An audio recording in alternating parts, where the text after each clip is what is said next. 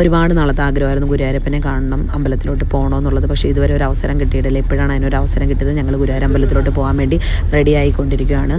അപ്പോൾ ഇത് ഞങ്ങൾ ഇങ്ങോട്ട് വന്നപ്പോൾ വെസ്റ്റ് സൈഡിൽ നിന്ന് വാങ്ങിച്ച ഡ്രസ്സാണ് കേട്ടോ. സൂപ്പറെന്ന് വെച്ച് കഴിഞ്ഞാൽ വെസ്റ്റ് സൈഡിലെ ഡ്രസ്സ് ഞാൻ ആദ്യമായിട്ടാണ് ഇടുന്നത്. എനിക്ക് ഒരുപാട് ഇഷ്ടപ്പെട്ട്. കളർ ചേഞ്ച് ഉണ്ടെങ്കിൽ സൂപ്പറായിരുന്നെന്ന് പറഞ്ഞാൽ നമുക്ക് വണ്ണമൊന്നും തോന്നിക്കത്തില്ല. അടിപൊളിയാണ്. അങ്ങനെ ഞങ്ങൾ അമ്പലത്തിൽ പോകുന്ന വഴി കുപ്പിയോളയൊക്കെ വാങ്ങിച്ചിട്ട് നേരെ അമ്പലത്തിൽ ചെന്നപ്പോൾ നാണ്ട് ഒരു ആനയൊക്കെ കണ്ട് അത് കഴിഞ്ഞിട്ട് നേരെ ഫോൺ അങ്ങ് വാങ്ങിച്ചു നോക്കുക ചെയ്യുന്നത്. അവിടെ നിന്ന് ഒരു ഫോട്ടോ എടുത്താൽ പോലും ഭയങ്കര പ്രശ്നമാണ്.